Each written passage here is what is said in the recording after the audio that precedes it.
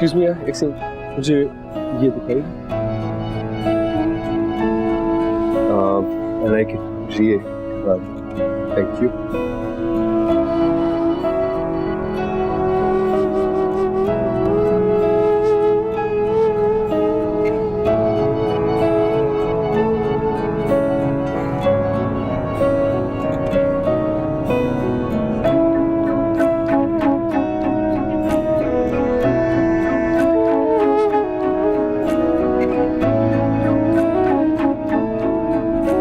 पढ़ लिया होगा ना ये सब? जी जी, आपको दिखाना बस जरूरी था।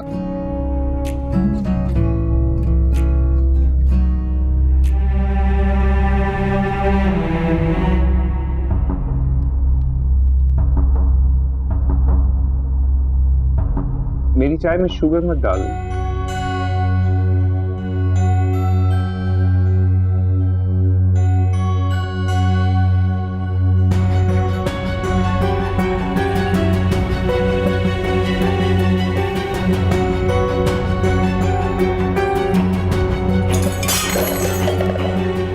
क्या बदतमीजी है ये, चाय तक देने की तमीज नहीं है तुम्हें?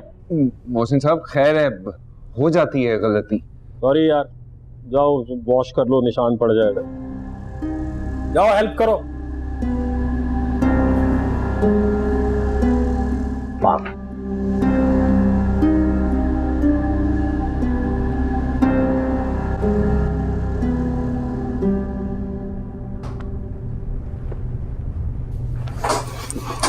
ये क्या बदतमीजी है? किसी शरीफ आदमी के गिरबान पे हाथ रखने की सजा जानते हो? मैं अपनी हद सिर्फ तुम्हारी वजह से पार कर रहा हूँ। साफ साफ बताओ, तुमने मोहसिन अली से कितने पैसे लिए? मैं तो आपका वकील हूँ, भला मोहसिन अली मुझे पैसे क्यों देगा? तुम जानते हो ना, ये सरासर नाइंसाफी हो रही है मेरे साथ और ये गैर कानूनी है। हाँ है, लेकिन ये सब कुछ तो आउट ऑफ कोर्ट हुआ था ना। अगर ये सब कुछ नहीं होता तो तुम फांसी चढ़ जाते, और वो लोग भी नहीं मान रहे थे। ठीक है, तो बनाओ उनके खिलाफ केस। हम कम से कम अलीसे को तो वापस लेके आ सकते हैं ना। देखो तुम जज्बाती हो रहे हो, तुम खुद को क्यों फंसाना चाह रहे हो? वो तुम्हारे खिलाफ दोबारा केस ओपन कर देंगे। तुम ये कहानी बनाकर मेरे अब्बू को तो बेवकूफ बना सकते हो, लेकिन मुझे नहीं बेवकूफ बना सकते। मैं जितने महीनों से इस सिचुएशन में फंसा हुआ हूँ, उसके बाद तो मुझे भी पता चल गया है कि ये केस मेरे ऊपर दोबारा नहीं खुल सकता। हमने करोड़ों का मकान। लेकिन राहील, पहले तो मुझे शक था, लेकिन मुझे अब यकीन हो गया कि तुमने पैसे खाए। अपने उन आकाओं को जाके बोल देना कि मैं अपनी बहन को उनके चुंगल से आजाद करके रहूंगा।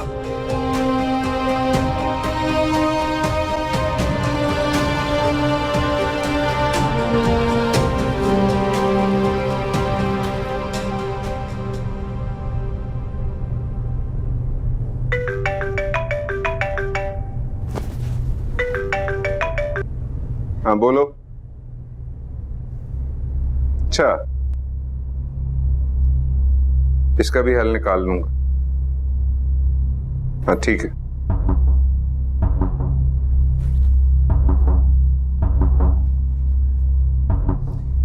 हमारा भाई बहुत फड़फड़ा रहा है, लगता है उसे अपनी जिंदगी से प्यार नहीं है। करता हूं उसका भी बंदोबस्त।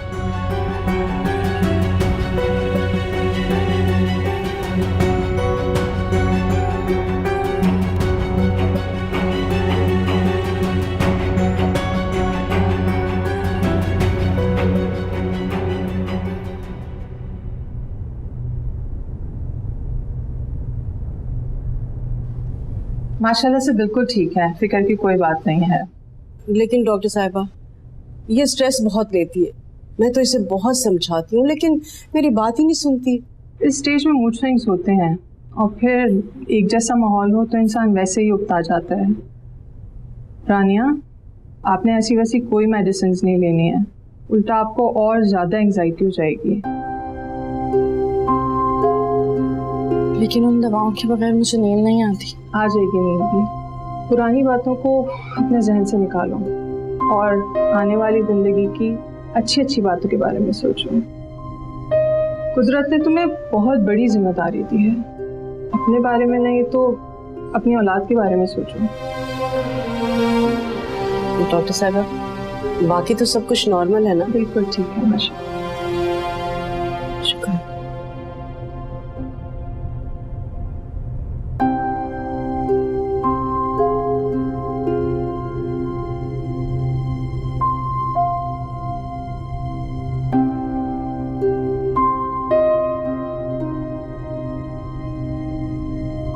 हाँ भाई, लो।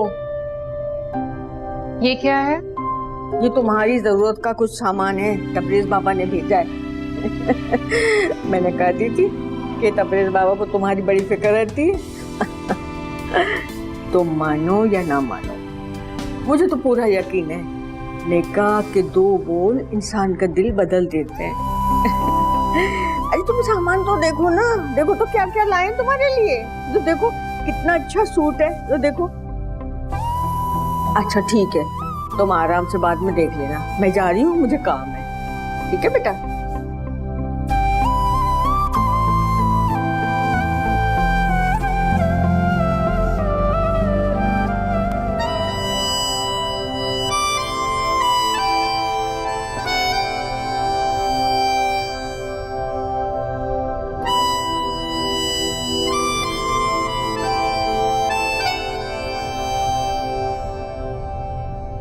Thank you so much Rahil भाई, बहुत खूबसूरत है। मैं आपको बता नहीं सकती मुझे कितनी खुशी हो रही है।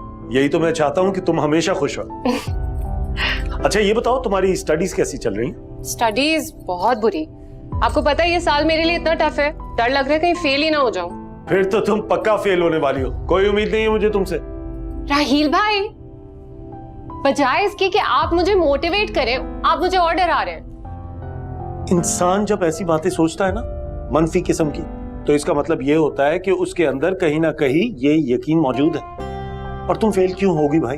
हर वक्त तो तुम पढ़ती रहती हो, पढ़ाई पे तुमने पूरी तवज्जो दी है, तो मुझे नहीं लगता कि तुम फेल होने वाली हो। तुम्हें हमेशा पॉजिटिव होकर सोचना है। ऐसा हो ही नहीं सकता कि आपकी जिंदगी में कभी कोई मुश्किलात ही ना आए। मुश्किल आ भी जाए तो हमेशा सब्र करना चाहिए। कभी कभार बुरा वक्त चला जाता है और कभी अल्लाह मियां आपके सब्र के बदले आपको बहुत अच्छी चीज दे देता है। इसलिए बुरा वक्त हमेशा आपके साथ नहीं रहता, कुछ समझी? पूरे ग्रेड्स हमेशा रहते हैं। आप ठीक कहते हैं भाई, आजमाइश वक्ती होती है। जब अच्छा वक्त नहीं रहा तो बुरा भी गुजर जाएगा।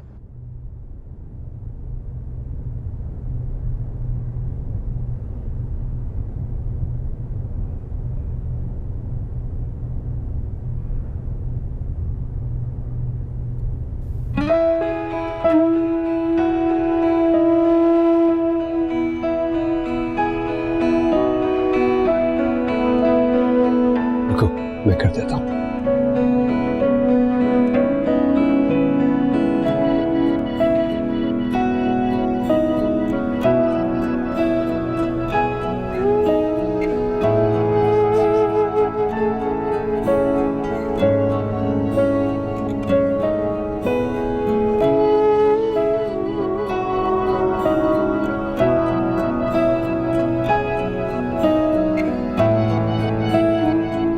Thank you so much. इसमें थैंक यू की क्या बात है? एहसान थोड़ी है, हक है तुम्हारा जो मैं पूरा नहीं कर पा रहा हूं।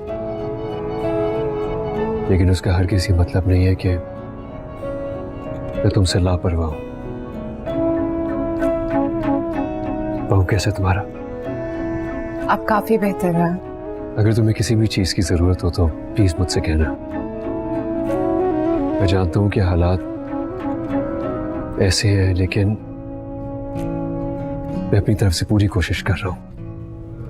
मुझे आपसे कोई शिकायत नहीं है। मैं जानती हूँ कि आप मेरी वजह से अपनी फैमिली को नाराज नहीं कर सकते। तुम एक बात भूल रही हो, अब तुम भी मेरी फैमिली हो।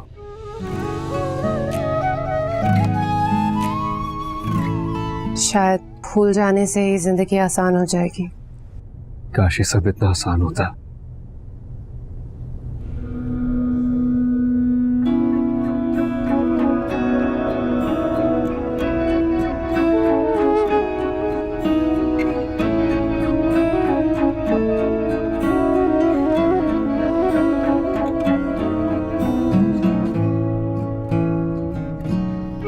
चूड़ियां कैसी लगी? मुझे बहुत पसंद है। इनको देखकर रह नहीं सकी, फौरन पहन ली। मैं जानता हूं तुम्हें बहुत पसंद है। आप कैसे जानते हैं? क्योंकि पूरी क्लास में सिर्फ एक तुम ही थी जो हमेशा कांच की चूड़ियां पहन के आती थी। वो मैं इसकी आवाज से डिस्ट्रैक्ट होता था ना, इसलिए। और आप? दिल की बातें रह गई दिल में, चुपने आग लगाई, ऐसा पल भी आ नहीं पाया, देता इश्क दुहाई।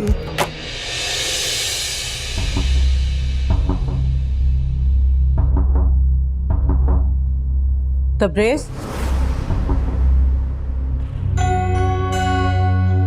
तुम क्या कर रहे हो यहाँ?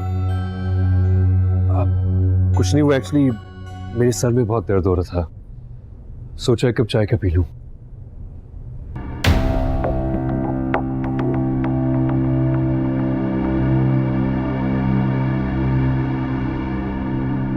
क्या हुआ,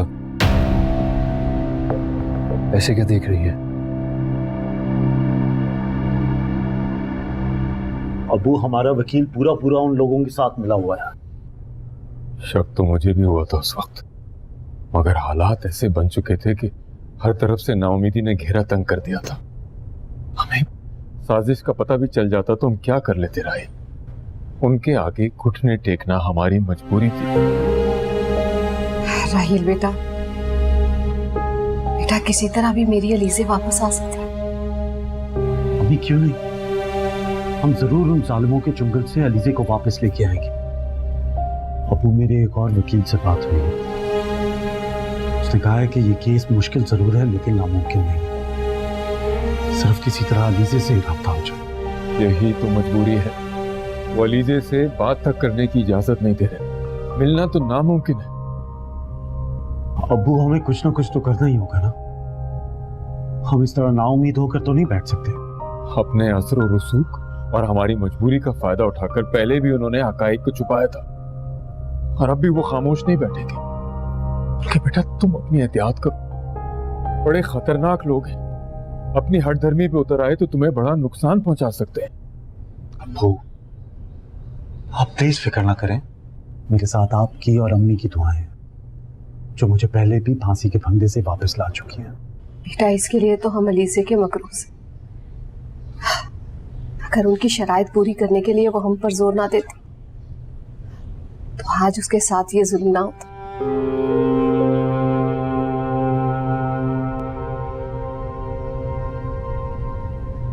और उसका ये कर्ज उतारना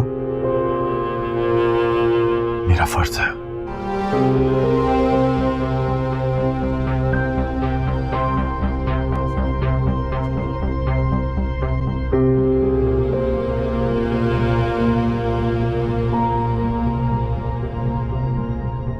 मुश्किलों से जान छूटी थी उस मनूज से, और फिर उसी का तस्करा शुरू हो गया इस घर में। बीवी की कोई परवाह नहीं है, जिए या मरे, अपनी कौन सा परवाह है उन्हें। क्या करूं, कैसे समझाऊं, जालिम और बदबख्त लोग हैं, इनको नुकसान पहुंचा देंगे, इन्हें समझ क्यों नहीं आता, खुद अपने लिए मुश्किलें जमा कर रहे हैं। शरीना, खुद से बैठी बातें किए जा रही। इंसान जब तन्हा होता है तो खुद से ही बातें करता है। आपके पास वक्त है मेरी बात सुनने के लिए, मेरी तकलीफ पूछने के लिए फुर्सत है आपको? अब ये भी शिकायत है तुम्हें मुझसे? मेरी मजाल जो मैं शिकायत करूं, मेरी शिकायत की परवाह है किसको? इस घर में सबको सिर्फ और सिर्फ अलीज़े की तो परवाह लगी हुई है। हाँ, तो क्या तुम्हें फिक्र नहीं है अलीज़े? है मुझे उसकी फिक्र, मगर मेरे परेशान होने से क्या होगा राही? पर अलीज़े कोई दूध पीती बच्ची नहीं है, किसी ने भी उस पर दबाव नहीं डाला, उसने खुद अपनी मर्जी से इस निकाह की हामी भरी थी, तो जाहिर कुछ सोच समझ कर ये फैसला किया होगा ना उसने। क्या अलीज़े के पास कोई दूसरा ऑप्शन था? जाहिर है कि उसने मुझे बचाने के लिए इतनी बड़ी कुर्बानी दी है।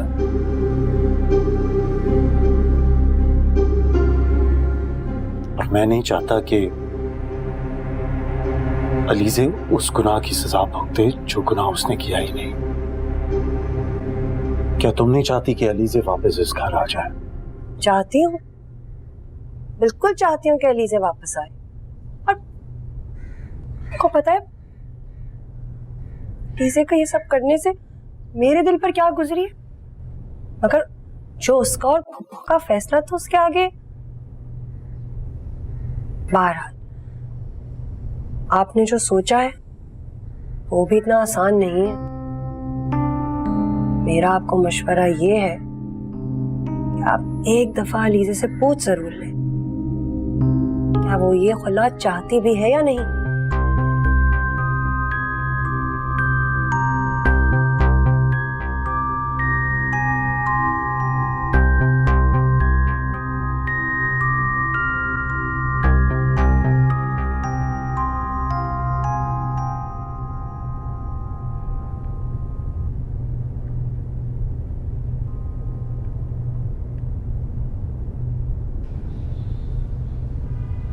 क्या बात है, आजकल तुम्हारे सर में दर्द कुछ ज्यादा नहीं रहने लगा? नहीं, कुछ खास नहीं, बस काम का थोड़ा सा स्ट्रेस ज्यादा है। आप रानिया को डॉक्टर के लेके गई थी ना, क्या कहा उसने? डॉक्टर्स भी रानिया की हालत की वजह से बहुत परेशान है। ना तो वो अपना ख्याल रखती है, ना अपनी हालत के बारे में सोचती है, 24 घंटे उलझी उलझी रहती है। और मैं तो खुद समझ में नहीं आ रहा कि आखिर कब तक चलेगा ये ऐसे। आपको पता है प्रॉब्लम क्या है? सारा प्रॉब्लम ये है कि हम सब हकीकत को कबूल कर चुके हैं, लेकिन रानी आज भी उधर ही खड़ी है। एक्चुअली मैं सोच रहा था कि हमें उसे किसी साइकियाट्रिस्ट के लेके जाना चाहिए। उसे प्रोफेशनल हेल्प की जरूरत है।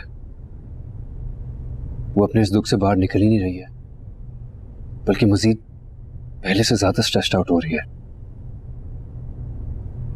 क्या तो तुम बिल्कुल ठीक रहे हो, उसे वाकई हमारी हेल्प की जरूरत है, और उसकी तुमसे ज्यादा हेल्प कोई नहीं कर सकता है। अब देखो ना, 2-2.5 महीने की तो बात रह गई है, उसके बाद तुमने ही संभालना है ना उसे। अच्छा, वो मुझे लॉकर में अपने कुछ जेवरात रखने हैं और कुछ निकालने हैं लॉकर से। भाई ड्राइवर के साथ तो मैं जाना नहीं चाहती हूँ, बैंक ले जाओगे तुम मुझे? ऑफ कोर्स ले चलूंगा। तुम चाय खत्म कर लो, मैं अपना बैग लेकर आती हूँ।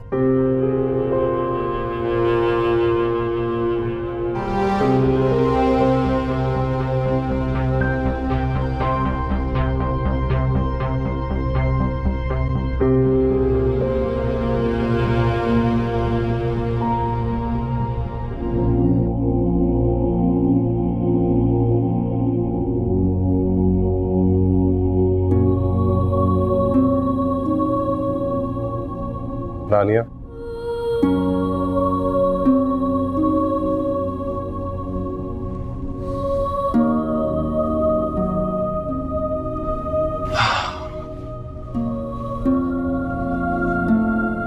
शामिर आप वापस आ गए हैं?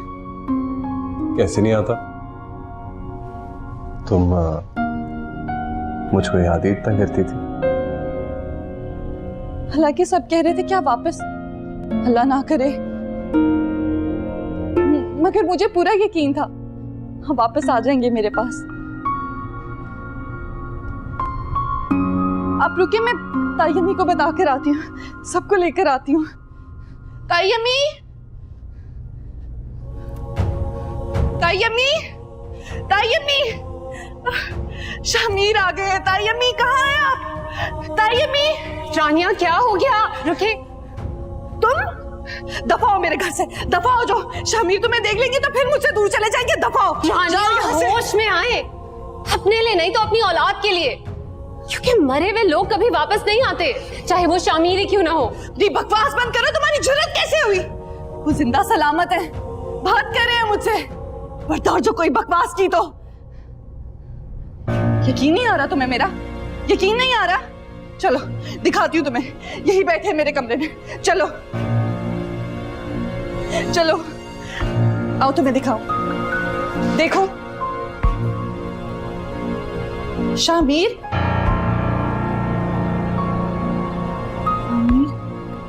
शामिर, शामिर, अभी यहीं थे, कहाँ चले गए हैं? शामिर। शानिया, यहाँ कोई नहीं है, ये सिर्फ आपका वहम है।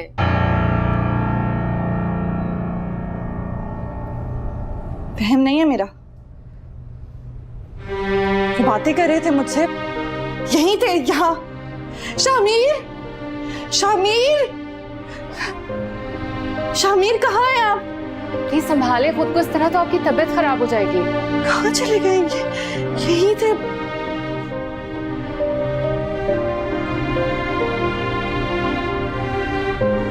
तुम यहाँ आई हो ना, इसीलिए चले गए हैं। दफा हो जाओ यहाँ से, निकलो यहाँ से, दफा हो जाओ। शामिर, शामिर कहाँ चले गए आप? शामिर, शामिर, शामिर, शामिर,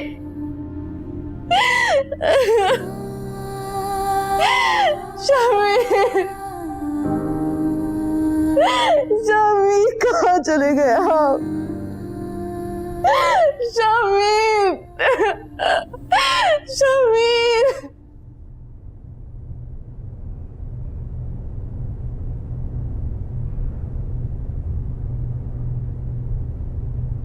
ये कुर्बानी वाली बात तो खैर बिल्कुल बकवास है, और हकीकत क्या है इसका पता भी अब लगाना पड़ेगा, क्योंकि पहले मेरा ख्याल था मामला ख़त्म हो ही चुका है तो क्या ज़रूरत है उसमें से चिंगारी ढूंढने की। लेकिन अब अगर राहील को उनकी बहन का गम चैन नहीं लेने दे रहा तो फिर मैं भी उन्हें उसकी सच्चाई बताकर रहूंगी। बस एक बार मुझे किसी तरह लीजे का शामिर से कनेक्शन मिल जाए। मैं लीजे का फेसबुक चेक करती हूँ।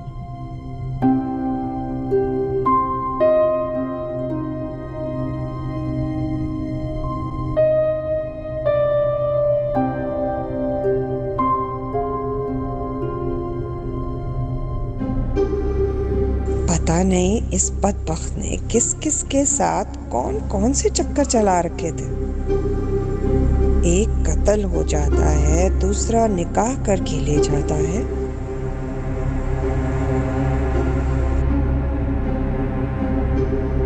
इसका मतलब मेरा शक बिल्कुल ठीक निकला। इन दोनों में पहले से कोई ना कोई राब्ता तो था। ये तो समझ में नहीं आता यार, एक मसला खत्म होता है दूसरा शुरू हो जाता है। आप किस बात पर परेशान हो रहे हैं मोहसिन साहब? वो लड़की अभी तबरेज के निकाह में है और उस घर में उसकी बीवी की हैसियत। ऐसा नहीं है ना यार, ना तो उस घर में वो उसकी बीवी की हैसियत से रह रही है, ना ही वहां उसे बहू का दर्जा मिला। अब अगर ये बातें खुल गई तो एक नया बखेड़ा शुरू हो जाएगा ना। तो राहील का मुंह बंद करवा देते? नहीं, मैं ये सब कुछ अफोर्ड नहीं कर सकता। तुम जानते हो ये बहुत मुश्किल बात है। मैं इस वक्त पुलिस और कोर्ट के चक्करों में नहीं फंसना चाहता हूँ। मुझे फोकस करना है अपने प्रोजेक्ट पे। मेरे स्टेक्स बहुत हाई हैं यार। मोहसिन साहब आप परेशान ना, मैं राहील को भी संभाल लूंगा और अली से को। देखो अकबर, तुम्हारे कहने पर ही उस लड़की को बहू बना के लाए, वरना मेरा मसला तो मकान के बदले हल हो रहा था। अब शगुफ्ता इनसिक्योर हो गई है, उसे लगता है कि तबरेज का इंटरेस्ट जो है उस लड़की में बढ़ता चला जा रहा है, और तबरेज की सोच को तुम अच्छी तरह से जानते हो। ये जो बातें हैं ना, अपना हक मांगना, हक लेना, ये किताबों में अच्छा लगता है, आम जिंदगी में हक छीनना पड़ता है। जैसे आप पहले करते आए, पहले अपने छोटे भाई की जायदाद और उसके बाद शामिर के हिस्से की जायदाद। मैं अपनी जिंदगी में शामिर की पूरी प्रॉपर्टी का मालिक हूं। मैं अगर चाहूं तो रानी और उसकी औलाद को बेदखल कर सकता हूं, और शरई तौर। मोहसिन साहब मैं आपको बार बार एक ही बात समझाऊंगा, आप परेशान ना हो, मैं हूं।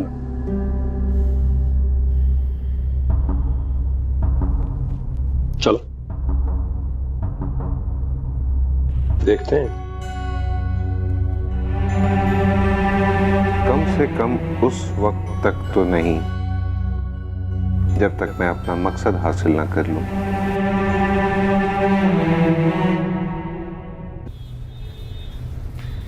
सईदा अम्मा, शानिया की हालत दिन ब दिन खराब होती जा रही है।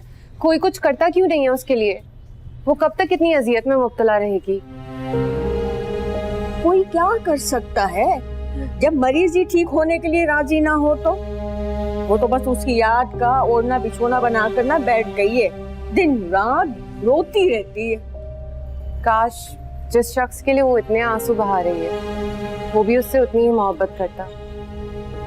हकीकत कितनी तल्ख है ये बात तो वो जानना ही नहीं चाहती। बेटा वो जान कर भी अनजान बनी हुई है। लेकिन ऐसे कब तक चलेगा? अब तो वक्त भी कम रह गया है। अगर उसकी ऐसी ही हालत रही तो अपने बच्चे को कैसे संभालेगी वो? अल्लाह मालिक है, अल्लाह बेहतर करेगा बेटा। हम क्या कर सकते हैं? हम कुछ नहीं कर सकते बेटा।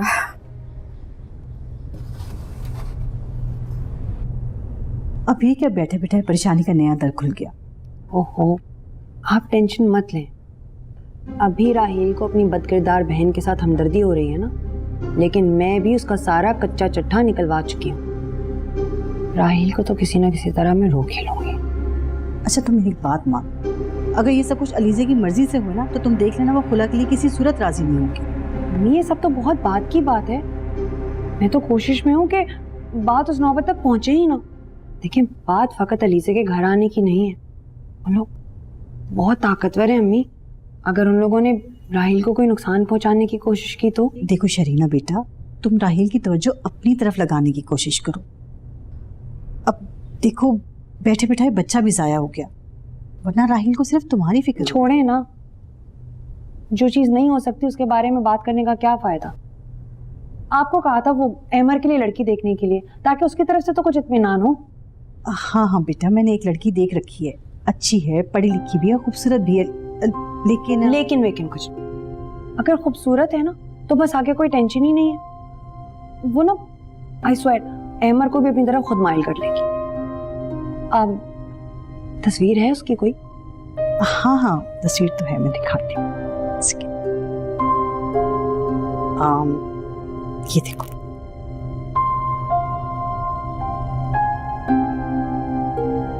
है तो खूबसूरत।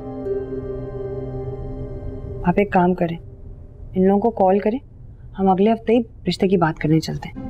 मुझे भी भेज दें, मैं ना अमर को भेजूंगी, खुश हो जाएगा। अच्छा है ना, दिमाग बनेगा थोड़ा उसका।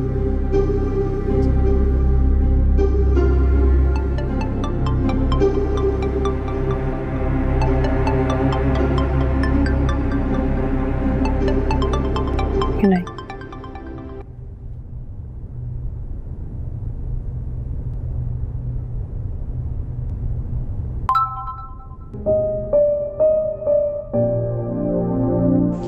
मैंने और अम्मी ने इसे तुम्हारे लिए पसंद किया है और हमें पूरा यकीन है तुम्हें भी बहुत अच्छी लगेगी। मेरी पसंद है तो कभी आपको पसंद ही नहीं आई।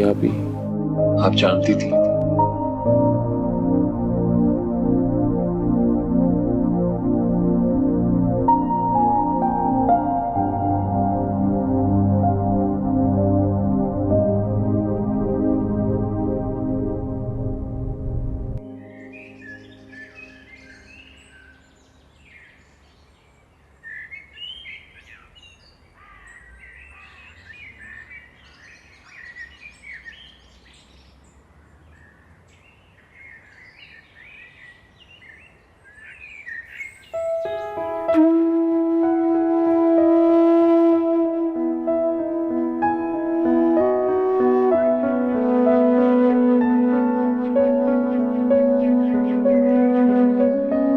गल सुन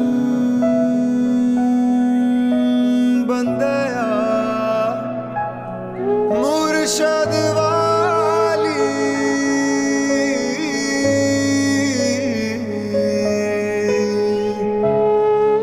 होना मर जाए चावे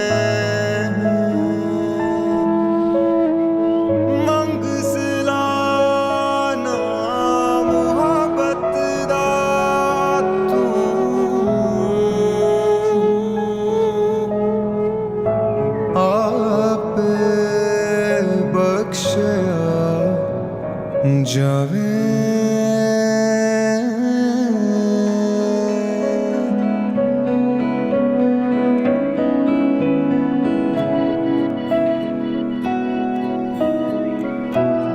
दिखाओ दिखाओ तो।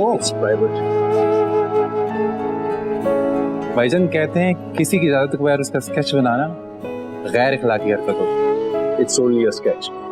और वैसे भी जंग और मोहब्बत में सब जायज है। हाँ हाँ हाँ, जंग के भी कुछ उसूल होते हैं बेटा। हाँ, लेकिन मोहब्बत तो किसी भी उसूल की पाबंद नहीं होती कभी। तो फिर क्या क्यों नहीं देते तुम उसको? कह तो चुका हूं। अब अगर उसी ने मेरा प्रेजेंट अभी तक खोल के नहीं देखा तो उसमें मेरा क्या कसूर? चलो, ऑल द बेस्ट। दिल की बातें रह गई दिल में, चुपने आग लगाई, ऐसा पल भी आ नहीं पाया, देता इश्क दुहाई।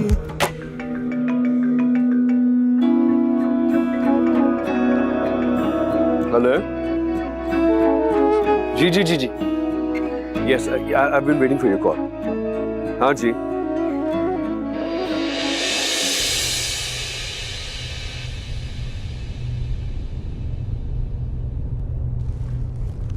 अम्मी आपकी दवा? जी बेटा।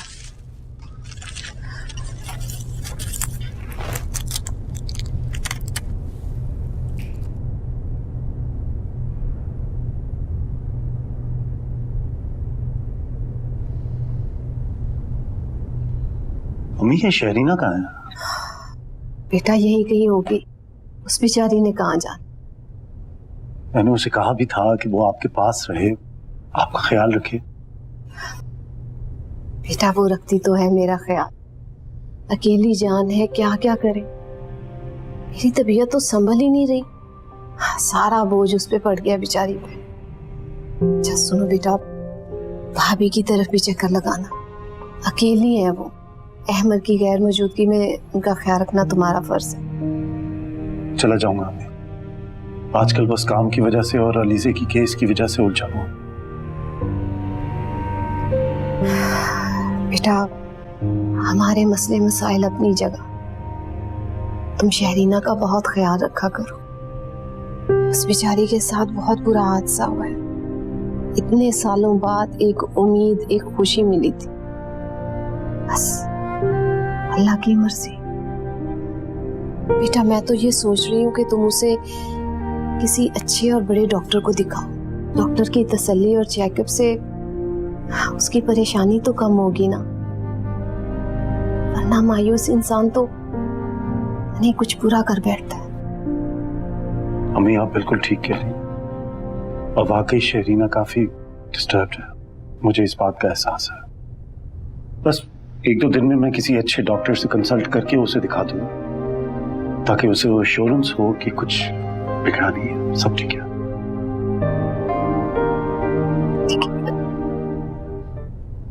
आप तो अपनी ब्लड प्रेशर की दवाई? बस और दवाई नहीं। अरे ऐसे कैसे?